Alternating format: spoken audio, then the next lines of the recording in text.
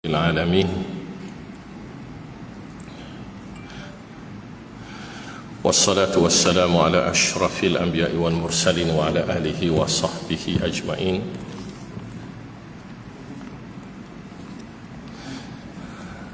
رضينا بالله ربا وبالإسلام دينا وبمحمد صلى الله عليه وسلم نبيا ورسولا. اللهم أعنا على ذكرك وشكرك وحسن عبادتك.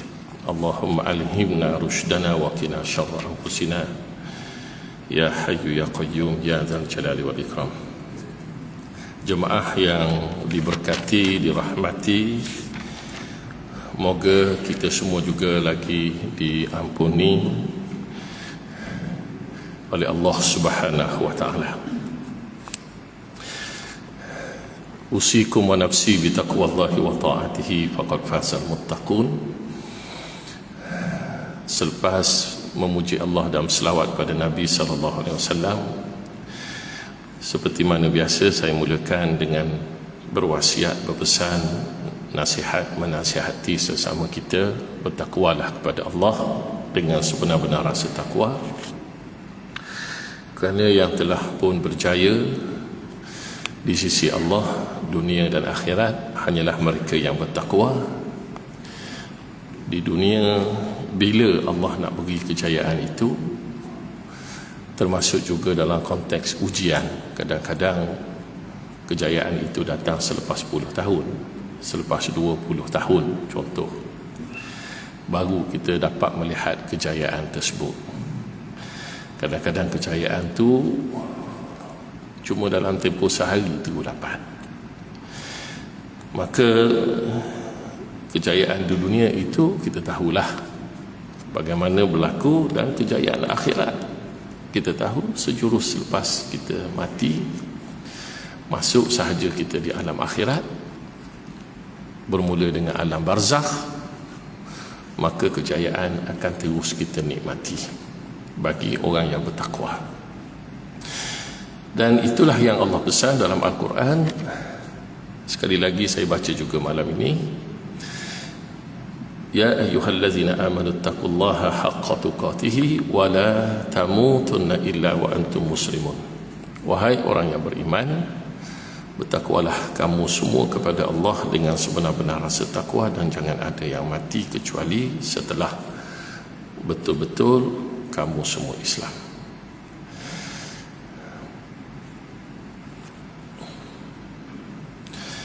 Malam ni saya hadir sebagai ganti. Saya pun baru perasan, ya, pasal saya pun baru seminggu balik dari bercuti Bosnia, dan saya dalam tempoh seminggu ni langsung saya tak tengok jadual. Bukan kata seminggu ni lah, campur dengan tempoh cuti 2-3 minggu, campur seminggu kira sebulan. Langsung saya tak buka buku diary jadual planning, langsung tak buka. Kerana semasa di Bosnia saya nak tenangkan, orang kata nak bercuti, nak habiskan masa dengan cucu. Alhamdulillah dapatlah jumpa akhirnya dengan cucu umur 1 tahun 7 bulan. Walaupun saya cuba dapatkan bau di atas kepala ke di leher dia ke, tak ada dah bau baby tu. Jadi tak adalah, kita tahulah orang yang dapat anak, kita tahulah dia ada bau baby ni. Tak kisahlah, yang penting dapat cium baby tu, dapat cium cucu kata. Kemudian ditakdirkan oleh Allah nak bagi tahu kita ni lemah. Sampai di Bosnia kebetulan salji pun ada. Elok sampai rumah, isteri saya ajak, jom kita jalan-jalan sikit, jalan kaki. Dan saya terlupa nak guna masker, bukan mask ini, apa ni dipanggil tu, syal. Semenjak hari itu saya batuk sampai hari ini. Dan jangan takut kalau saya batuk ni bukan batuk batuk corona. 3 kali saya PCR, 2 kali PCR, maaf ya, 2 kali PCR, 3 kalilah sebenarnya sekali. Masa nak pergi, masa nak balik sekali, dah sampai KL sekali, dan RTK pula yang 2 hari lepas semuanya negatif semua, tapi batuk. Jadi jangan takut kalau saya batuk kat sini. Tak ada kena mengenai dengan corona ni, kesan pasal saya silap bernafas dalam cuaca bagi saya ekstrim lah. Masa tu -7, -9, ada satu hari tu -10. Tiba-tiba cuba bayangkan kita masuk dalam dunia yang lain sikit, masih lagi dunia, alam dunia. Bagaimana kalau kita masuk di alam akhirat, alam kubur? Kadang-kadang saya terfikir macam mana saya bernafas nanti dalam alam kubur bila kita dihidupkan secara barzakh dalam kubur, apatah lagi cerita di alam mahsyar, kemudian di alam syurga nanti. Kerana kita faham dia membabitkan ruh dan juga badan kita, tetapi masing-masing kita faham di alam duniawi ini hukumnya berlaku kepada tubuh badan, roh mengikut rasa. Tetapi bila masuk pada alam barzakh, dia berlaku kepada roh, tubuh mengikut rasa. Dan bila sampai di alam akhirat, bila kita bangun dari kubur masing-masing, masa tu roh dengan tubuh masing-masing secukup rasa, kita kata 100% berperanan. Bahkan lebih hebat lagi, masa tu tidak akan berlaku apa pun perkara yang boleh mematikan kita. Sakit boleh sakit, nikmat boleh nikmat, tapi sejauh mana sakit pun tidak mungkin lagi ada orang akan mati bila bangun dari kubur. Jadi benda-benda macam ni, alhamdulillah, dia panggil siyahah imaniyah. Kadang-kadang perjalanan bercuti, pengembaraan, adventure yang kita sertakan dengan kesedaran iman kita. Kita pergi mana-mana pun, sembahyang, kena solat, masa orang kata waktu-waktu dia yang wajib kita patuhi. Walaupun subuh pukul 4.30, kena bangun lah pukul 4.30. Jadi yang pentingnya Allahu Akbar. Itulah keseronokan kita sebagai orang Islam. Pergi di mana pun, aktiviti wajib kita serupa walaupun waktu yang berbeza. Alhamdulillah malam ini sebagai ganti kepada Dr. Suki tafsir kan ataupun dia apa dia bawa Asmaul Husna. Baik, yang penting pasal ada beberapa tempat saya tengok beliau mengajar tafsir. Sebab tu saya duduk fikir tafsir tadi. Pelajaran yang terakhir yang saya bawa di sini iaitulah kitab Al-Kabair. Ada tanda tak situ? Hadis yang keberapa? Tak ada. Pasal ada 2 tempat dia saya mengajar Al-Kabair ni. Di satu surau Al-Kausar dekat Gombak sana. Kalau dekat surau Gombak sana dah masuk yang ke-17. Yang habis yang ke-16, tapi yang tertulis nota pada saya di sini di Kota Damansara baru habis yang ke-12. Jadi saya tak tahu adakah saya terlupa tanda ataupun bagaimana. Yang penting dosa yang ke-13, aklu malil yatim wa zulmuhu. Saya tak perasan, kalau ada yang perasan topik ni kita sudah baca, kita pindah terus ya. Iaitulah dosa yang ke-13, aklu malil yatim, makan harta anak yatim, wa zulmuhu, dan berlaku zalim kepada anak yatim. Ada sesiapa perasan? Ada sesiapa perasan? Apa ni dosa yang ke-13 ni? Dosa besar yang ke-13 dalam buku Al-Kabair oleh Al-Imam Syamsuddin Al-Zahabi. Adakah saya pernah baca di sini ataupun belum? Maaf, saya beritahu terang, sebulan saya langsung tak terlibat dengan saya cuti sungguh-sungguh dengan UIA dengan semua sekali. Jadi saya beri tumpuan sekadar hari-hari dengan orang tua kat sana dan juga cucu. Itu sahaja. Jadi kalau tak ada apa-apa, saya akan baca ya.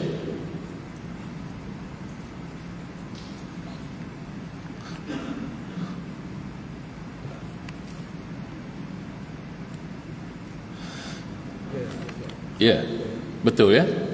Terima kasih. Terima kasih. Ada yang sudah bagi tahu yang betul tu. Baik. Cerita anak yatim ini secara mudahnya definisinya, secara mudah definisi tidak disebut di sini ya, iaitulah orang ataupun kita cakap dalam konteks manusia, iaitulah mana-mana individu yang belum akil baligh, kematian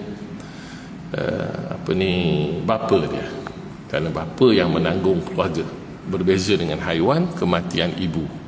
Kalau kematian ibu, biasa kita tengok ada satu program dalam YouTube, program Dodo, DODO kan, kita pernah tengok DODO. Kalau kita tulis dalam YouTube DODO ni, dia akan tunjuk bagaimana dekat.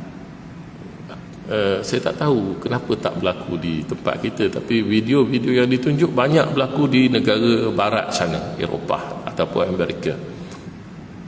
Menyelamatkan burung, haiwan itu, haiwan ini, haiwan yatim, haiwan yang terbengkalai, barangkali jatuh dari sarang, barangkali ini, maka dia bela sampai burung tu anggap yang bela tu macam mak dia.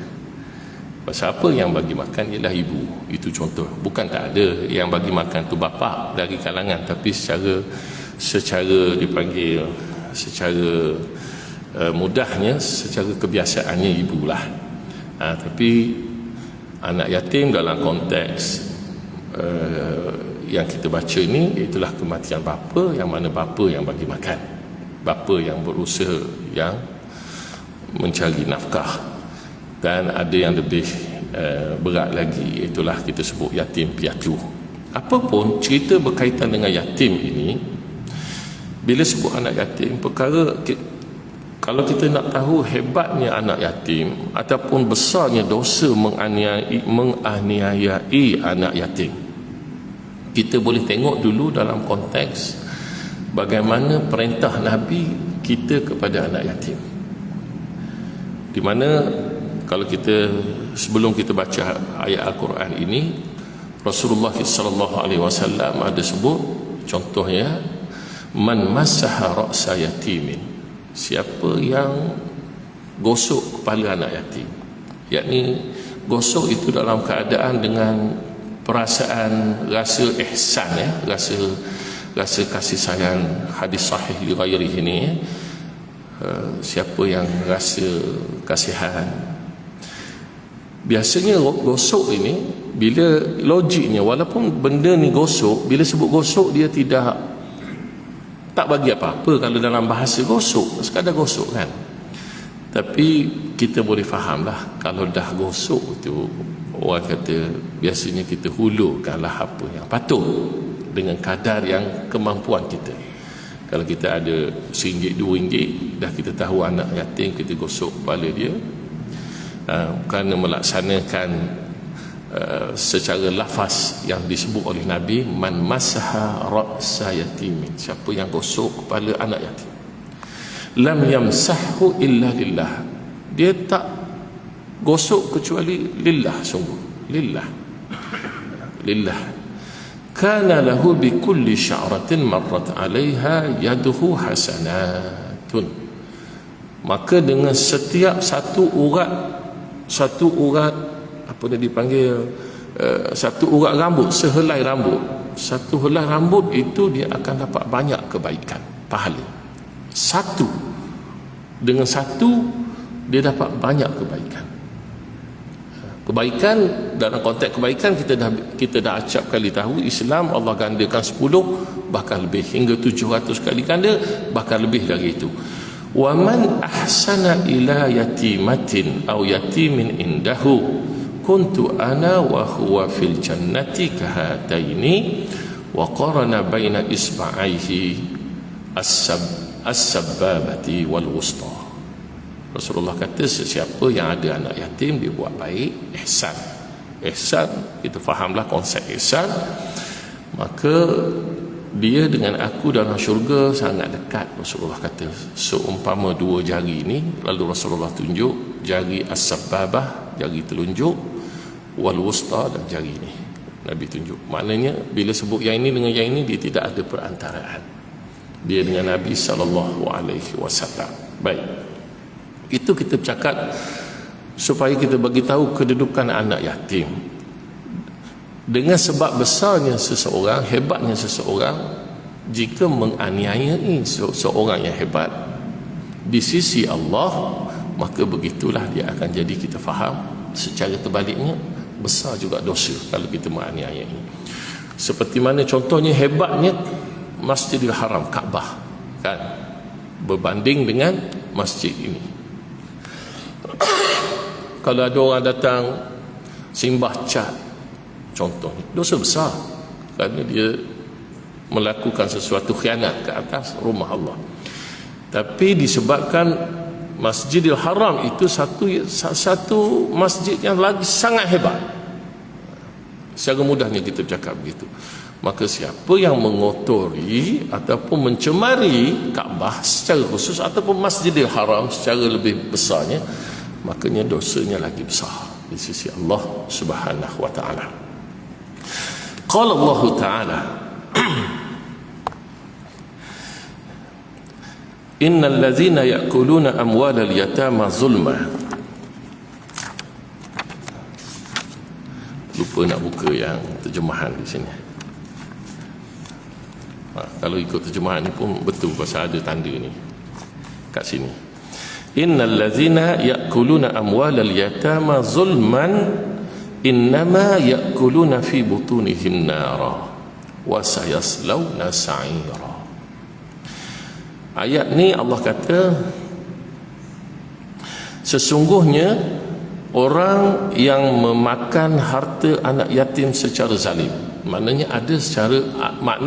ada makan secara harta anak yatim itu dengan cara yang benar, iaitu kita tak mahu bincang lagi, kita sebut nanti. Maknanya kalau dia ambil, contohnya dia sekadar mengambil upah yang patut dari harta anak yatim tersebut dengan tidak mengurangkan hak anak yatim, itu cerita lain. Sesiapa yang makan harta anak yatim secara zalim, innama ni nak menunjukkan tidak ada benda lain, tidak ada benda lain balasan dia dari Allah. Maknanya itulah balasan dia, satu-satunya balasan dia. Apa dia? Ya'kuluna fi butunihim nar. Dia sebenarnya makan dalam perut dia itu, dia makan bahan ataupun api neraka. Itu balasan di sisi Allah. Wa sayaslawna sa'ira, dan mereka akan masuk ke dalam api yang sa'ira, yang menyala-nyala, yang dia dalam dia duduk dalam api yang sa'ira. Sa'ira ni yang sampai berbunyi-bunyi tu, yang marak. Kemudian minta maaf pasal lama sebulan tak berkuliah, kemudian duduk di sana dengan cucu walaupun umur setahun, sekarang tahun 8 bulan lah lebih kurang. Cuma 2-3 butir je bahasa Melayu hak dia faham, pasal dah dia duduk kat sana kan.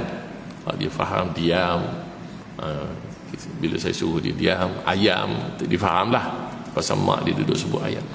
Tapi dah orang lain semua cakap Bosnia, saya pun hari-hari bukan fasih cakap Bosnia, jadi duduk dengar Bosnia.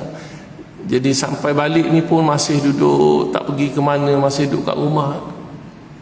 Jadi perkataan tu kadang-kadang terlupa nak sebut perkataan, nak sebut. Bukan tak tahu, jangan ingat saya kata saya tak tahu bahasa Melayu, tak. Kadang-kadang dia tertinggal perkataan tersebut, nak sebut tak mari dalam otak. Wasayaslawna sa'ira, api itu marak menyala, itu satu cerita. Hak dalam badan dia itu pula api. Allahu Akbar. Allahu Akbar. Ini kerja orang yang makan harta anak yatim. Makan harta anak yatim. Kemudian Imam Az-Zahabi sebut satu ayat yang lain, wala taqrabu malal yatimi illa billati hiya ahsan hatta yablugha ashuddah.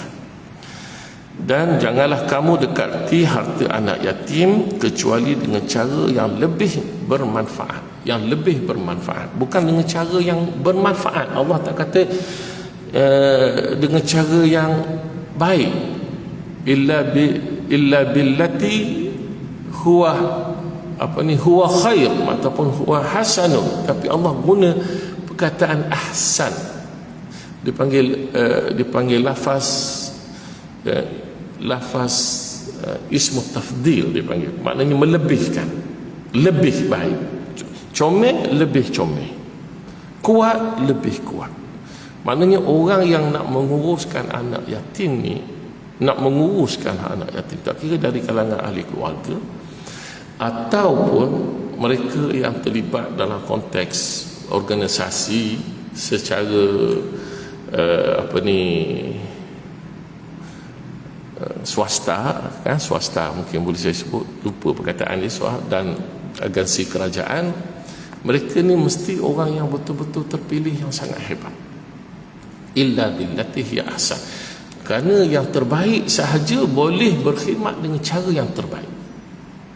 Orang yang lebih baik boleh berkhidmat dengan lebih baik. Jangan kita, kalau kita rasa kita sekadar baik saja, biar orang lain lah dulu yang maju. Pasal cara dia begitu, berdasarkan kepada lafaz illa billati hiya ahsanu hatta yablugha ashuddahu, sehinggalah sampai ia dewasa, yakni sampai dia dah matang. Tak perlu dewasa ni umur lanjut, tak, ataupun umur sampai 20, sampai dia matang. Sampai dia matang kita kena serah balik. Maknanya kita jangan duduk sibuk-sibuk nak menguruskan dalam konteks bila dah sampai matang. Dan matang itu pula dia, kita tahu secara fiqhnya bukan sekadar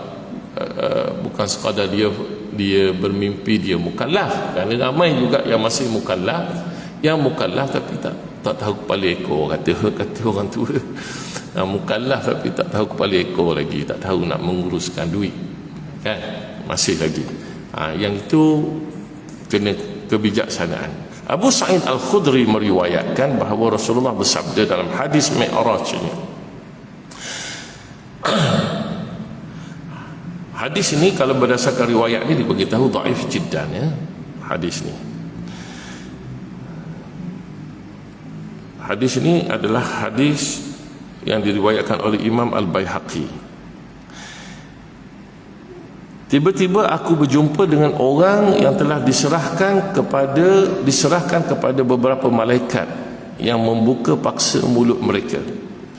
Sedangkan malaikat yang lain datang dengan membawa bebatuan dari neraka lalu melemparkannya ke mulut mereka hingga keluar dari dubur mereka. Aku bertanya, wahai Jibril, siapa mereka itu?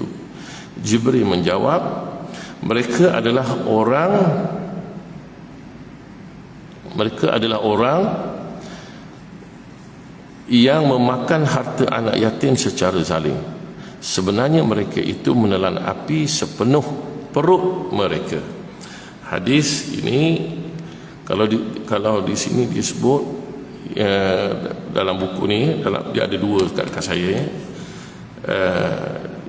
dikatakan hadis ini dikatakan riwayat oleh Imam Muslim dalam teks bahasa Arab, tapi berdasarkan kepada tahqiq yang sebenar dia bukan riwayat Imam Muslim. Ada sedikit kesalahan. Apapun cerita tentang ini, kita tahu macam baru ni cerita berkaitan dengan Isra dan Mi'raj, kan? Bila cakap tentang Isra dan Mi'raj, di mana Nabi ditunjukkan perkara-perkara yang mana semua Nabi-Nabi yang selain dari Nabi Muhammad sallallahu alaihi wasallam bila bercakap tentang alam langit, alam akhirat, alam ghaib, semuanya dipanggil sam'iyat. Maknanya berdasarkan apa yang diberitahu dalam wahyu, dalam kitab masing-masing. Kitab Zabur bahasa dia, kitab Taurah bahasa dia, kitab Injil bahasa dia. Mana-mana suhuf zaman lain semua melihat benda itu, bukan melihat, bercakap tentang alam akhirat dalam konteks sam'iyat. Apa Allah kata, hak itu mereka sampaikan. Tapi bila sampai pada Nabi SAW, Nabi penyudah segala Nabi, maka diangkat sedikit, bukan semua sekali, linuriyahu min ayatina, kerana kami nak tunjukkan, perlihatkan. Nabi-Nabi lain cuma melihat dalam konteks, menerima cerita alam akhirat ini dalam konteks sam'iyat, firman Allah, apa Allah bagi tahu. Nabi bukan sekadar itu, bahkan Nabi ditunjukkan benda hak berlaku pada alam barzakh dan juga alam akhirat, sampai dia naik satu tahap, dipanggil bukan sam'iyat dah, dipanggil mar'iyat, benda yang dilihat, sampai ke tahap tersebut. Itu kehebatan Nabi SAW. Kemudian ada lagi yang disebut an Abi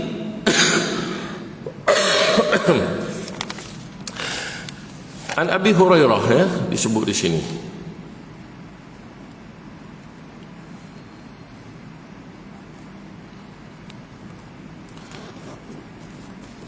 Kalau dalam riwayat yang saya ini disebut Abi Barzah, tapi dalam terjemahan dia tulis Abi Hurairah, jadi saya pun tak perasan mana satu yang tu. Tapi buku ini antara buku yang paling tepat kepada terjemahan buku ini. Jadi disebut di sini Abu Hurairah dalam terjemahan. Dalam teks buku Arab kata Abi Barzah ataupun Burzah, bukan dengan kha, dengan ta, Burzah. Radhiyallahu anhu anna Rasulullah sallallahu alaihi wasallam qala yab'atsullahu azza wa jalla qauman min kuburihim.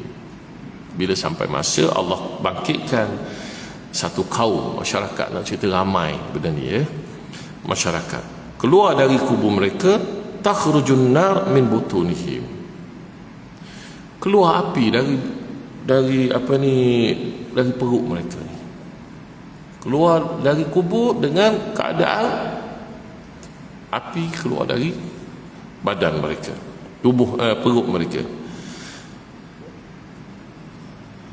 Ta'ajjaju afwahuhum nara, mulut mereka pun keluar api. Bukan macam naga keluar api. Saya tak tahulah ada betul ke naga betul, ada ke naga yang betul yang memang keluar api. Tidak mustahil benarnya. Benda tu kita tak boleh nak kata mustahil. Contohnya kita tengok kunang-kunang, kan, kunang-kunang ada cahaya, kan, ada cahaya, ada ikan yang ada elektrik, kan, ada elektrik. Jangan cuba pegang. Maknanya kalau benda tu ada, tidak mustahil naga pun betul. Kalau ditakdirkan, kalaulah betul naga tu ada, seperti yang dipercayai oleh masyarakat Tionghoa, yang tak percaya juga tu. Anda tanya ni, karut, harus.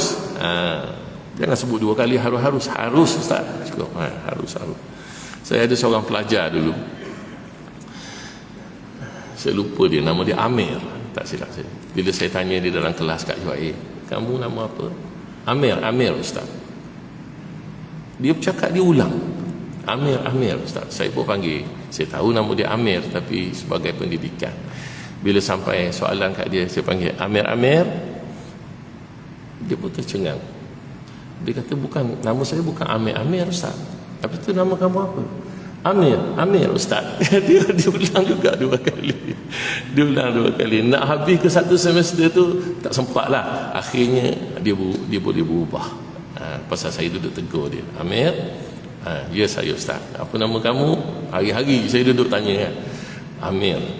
Okey. Kat begitu nak boleh berubah. Ada hak seorang tu jenis goyang kaki. Dia pantang duduk, dia goyang kaki. Dia goyang gitu. Dekat satu semester nak suruh berhenti tabiat itu. Baik. Balik pada cerita kita. Ini harus ya, dua orang ya. Harus. Tak mustahil saya sebut ya. Kata faqila man hum ya Rasulullah, maka mereka yang bersama dengan Nabi bertanya, siapa mereka itu? Qala alam tara anna Allah taala yaqul, tidakkah kamu fikir ra'a maknanya buah fikiran, berfikir benda apa yang Allah sebut. Allah kata dalam Quran, dalam surah An-Nisa, innal ladzina ya'kuluna amwalal yatama zulma innama ya'kuluna fi butunihim nar. Kerana orang yang makan harta anak yatim sebenarnya mereka makan api. Ini secara khusus makan banyak mana sangat kalau ikutkan. Kalau makan sampai berjuta, ni berat benar. Ada kes-kes yang kadang-kadang diberitahu, kes yang diberitahu kepada saya lah, tapi saya tak masuk campur. Ada kes yang suami, ini menjadi satu peringatan, suami kahwin yang kedua, tapi isteri yang pertama tak tahu dia ada madu. Dia tak ada madu. Dia ada madu. Okey. Isteri yang pertama tak tahu. Dia cuma tahu tiba hari suami mati, nak disembahyangkan, diurutkan jenazah, tiba-tiba datang isteri yang kedua dengan anak. Maka Allahu Akbar. Kalau ada orang kata kurang kefahaman Islam, orang marah. Ni tak boleh sebut begitu. Kita kena kata rakyat Malaysia semua sekali faham 100% dengan Islam. Kalau sebut kurang kefahaman Islam jadi isu, kurang. Kita bukan dakwa kita ni pandai sangat, tak. Tapi begitulah realiti masyarakat kita. Cuba bayangkan, yang ini dia ada anak, isteri yang kedua yang tidak diketahui oleh isteri nombor satu. Isteri nombor 2, isteri nombor 1. Memang isteri sebenarnya tak kira kamu nombor 2, nombor 1, hak kamu serupa. Bukan hak kamu pasal kamu nombor 1 maka kamu kena lebih bahagian. Kalau ada bahagian dia panggil bahagian bersyarikat kamu, itu cerita lain. Hak cerita bersyarikat cerita lain. Ini cerita harta suami. Maka berebut begitu, akhirnya tak dapat. Allahu Akbar. Kes-kes yang berlaku begini bukan kes yang sikit-sikit, kes yang banyak. Harta bukan juta dah, alik sana juta. Faham, alik sana juta. Baik, kita tak nak sebutlah tapi itu yang diberitahu. Kerana saya pernah ada kelas, dalam satu kelas itu tiba-tiba ada seorang yang terkena seperti itu pasal dia isteri yang kedua. Jadi kita kena ingat, yang makan harta anak yatim ni bukannya laki-laki saja, perempuan pun ada. Tapi kadang-kadang kita terfikir, kadang-kadang kita terfikir, kalau seorang-seorang dapat 100-200 juta, macam contoh kan, hak tu pun dapatlah 100 juta, contoh, kenapa nak ambil juga supaya tak cukup hak tu 100 juta? 100 juta ni kamu nak makan apa? Kalau ikutlah kan, nak beli apa? Nak beli apa dengan 100 juta? Bukan nak belanja sejuta sehari. Allahu Akbar. Tapi itulah realiti. Kita, orang akan kata ustaz sedap lah bercakap, ustaz tak ada kan. Betul lah, alhamdulillah, nasib baik saya tak ada benda tu. Jadi saya tidak diuji dengan itu. Tapi kalau mudah-mudahan dapat benda tu, dan jangan diuji dengan jahat. Jangan jadi jahat. Mudah-mudahan Allah SWT perelokkan. Kalau kuliah ni didengari oleh pihak yang berkenaan, supaya kita sedar bila isteri yang kedua, isteri yang pertama, suami pun mati umur 60-70, biasanya tak jauh lah umur, nak mati pun dekat belaka lah sebenarnya. Mudah-mudahan supaya kita berubah, tak kira semua pihak mana, laki-laki ke perempuan ke, sama ada dalam konteks kekeluargaan yang kita sebut tadi kan, kekeluargaan lah, tak nak dia jadi satu kekeluarga dah, pasal masing-masing berkongsi ayah, dia panggil saudara sebapa, ada hak dia. Jadi benda-benda macam ni sangat sensitif di sisi Allah Subhanahu wa taala. Wa qala Suddi rahimahullahu taala, yuhsyaru akilu malil yatimi zulman yaumal qiyamah wa lahabun nari yakhruju min fihi wa min masami'ihi wa anfihi wa ainihi. Kata Imam As-Suddi, orang yang makan harta anak yatim secara zalim, ketika dia bangun dari kubur, dikeluar dari kubur tu, di padang mahsyar, kita boleh kenal dia. Pasal apa? Keluar api dari mulut dia. Keluar tu bukan dalam konteks yang saya sebut tadi, naga hebat, keluar dengan menyakitkan dia. Dari telinga dia, dari hidung dia, dari mata dia. Allah Akbar. Apa nak jadi dengan orang begini? Dah masuk waktu kan? Kita berhenti untuk azan sebentar.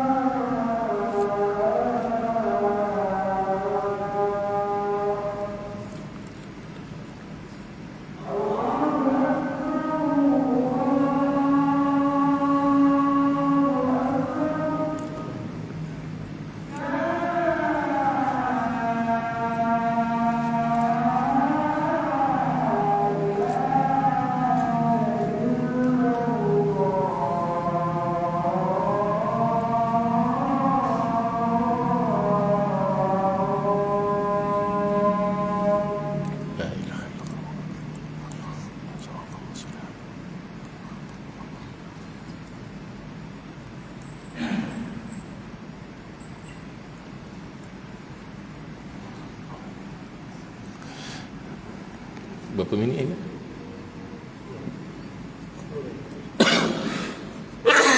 10 minit ada? 6 minit. Okay. Bismillahirrahmanirrahim.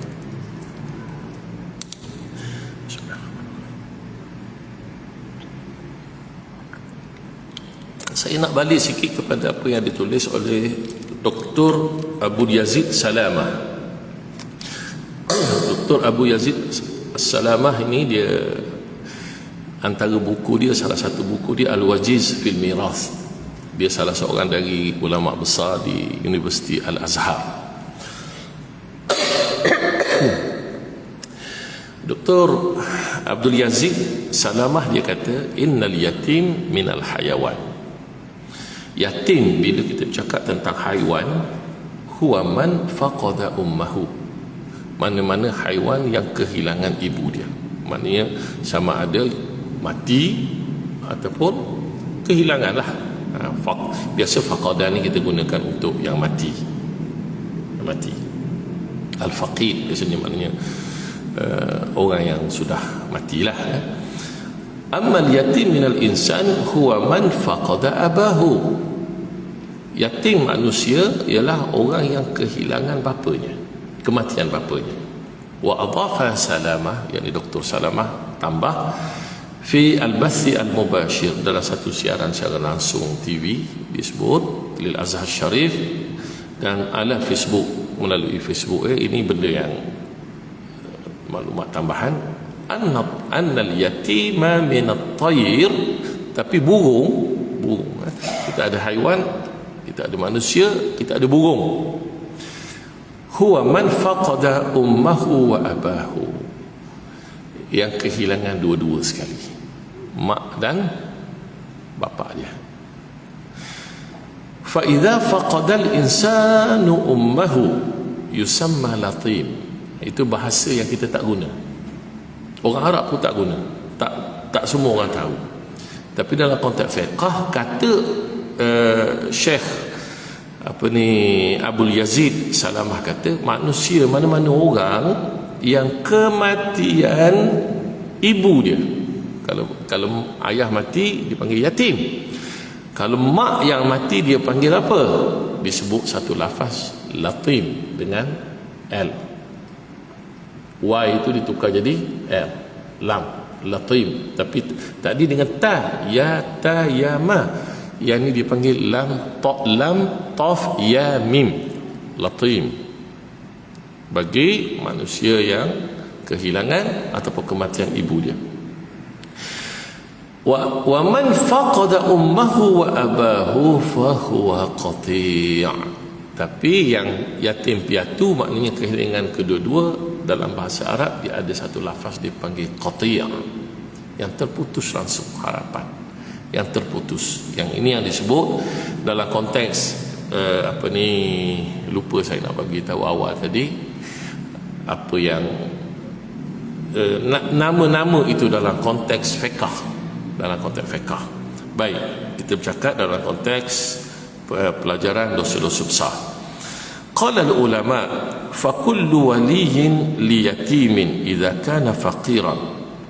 Mana-mana mereka yang menguruskan harta anak yatim, menguruskan seseorang anak yatim, idza kana faqiran, jika orang yang urus tersebut pak saudara dia ke, contohkan pak saudara dia ke, okey, maka ataupun barangkali kita boleh sebut abang dia pun, kan, abang dia, pasal abang dia dah mungkin beza umur jauh, abang dah jadi engineer dah, contoh kan, jadi doktor ke, ataupun tak kira lah, jadi dah dewasa, adik dia baru darjah 2, itu contoh. Bagi harta, maka harta dia masing-masing dapat bahagian sama banyak je belaka. Walaupun yang itu kita jangan persoalkan, kenapa pula yang ni tak ada orang, yang ni tu. Kita rasa kita cerdik, Allah Maha mengetahui. Jadi tentu dia akan uruskan yang terbaik, dia jangan ambil tambah-tambah lagi, tu adik dia kan, ada harta. Tapi kalau dia miskin, maka dia miskin, Disebut di sini, fa'akluhu min malihi bil ma'ruf, maka dia boleh ambil macam upah lah sikit dengan cara yang ma'ruf, yang baik. Bila sebut ma'ruf ni, dia makan tapi dapat pahala. Kan? Sebab itu kita kata amal ma'ruf nahi mungkar. Ma'ruf ni benda yang kita buat dapat pahala. Biar dia rasa, biar dia makan, kalau dia makan harta anak yatim itu, walaupun dia makan tapi dapat pahala dari itu, dari makanan, bi qadari qiyamihi alaihi. Ingat, makan dengan kadar yang dia buat kerja fi masalihihi wa tanmiyati malihi fala ba'sa alaihi. Dalam konteks dia nak menjaga kemaslahatan semua pihak, dan begitu juga dengan kadar dia nak menyuburkan harta tersebut. Barangkali dia ambil sikit untuk meniaga ke, dengan contoh, maka tak apa. Wa ma zada 'alal ma'ruf, tapi kalau lebih sikit, walaupun sikit, fasuhtun, maka dia dosa. Bila sebut suhtun ni nak menceritakan ada satu hadis yang lain, Rasulullah kata kullu lahmin nabata min suhtin, setiap daging yang tumbuh dari suhtin ni nak cerita dosa, benda haram, dosa besar. Fannaru aula bihi, maka api neraka yang lebih layak untuk mendapat, walaupun nampak kononnya dia buat baik, tapi dia terlebih. Dengan sebab itu kita kena yakin, kita kena kenal diri kita, mampu ke tidak.